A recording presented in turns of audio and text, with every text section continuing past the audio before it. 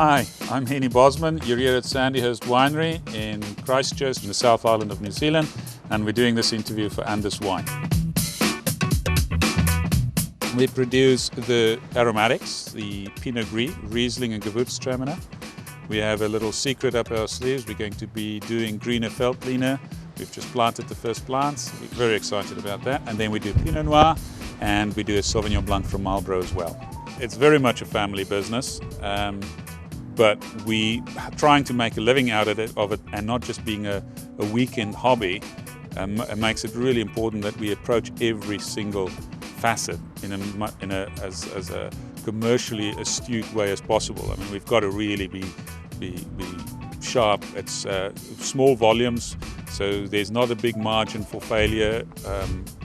We don't sell a lot, so we can't make small profit margins. So if we want to charge a lot for a bottle of wine, we've got to make sure that it is a good bottle of wine, that it deserves the price that we're charging for it. So every single bottle that's made has got to be make sure that it's the best we can. Literally hand-treated every bottle of wine.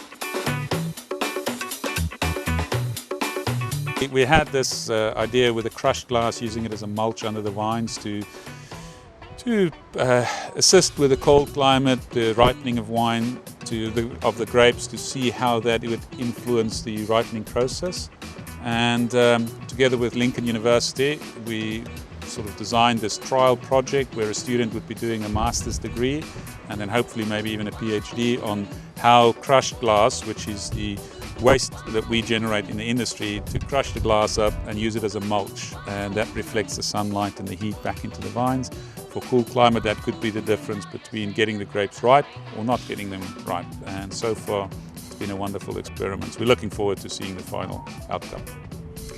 We had the Casablanca Wine Growers, the Grape Growers Association, that came to South Island to sort of do a bit of a study on cool climate wine and viticulture in New Zealand, and they came to see us, and it was wonderful to meet them and to hear that they've got exactly the same sort of concerns and problems and issues and challenges that we have, and they were very interested in the crushed glass and how it was, getting along and the results. And I think they'll be following the results and the academic study. They will be following it keenly to see what the outcomes are, and hopefully they can also benefit from it. We just don't know at this stage. It's early days.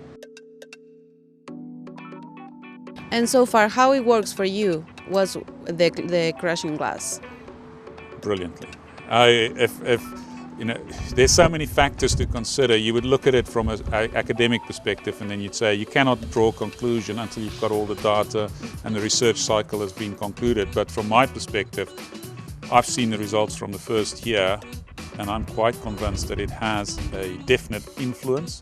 It's a question of the economic viability and feasibility of crushing the glass and getting enough glass down. We know that there's enough wastage. It's a question of how commercially difficult is it to crush it and what's the cost implications. But if I could have, I would have put my whole vineyard under it.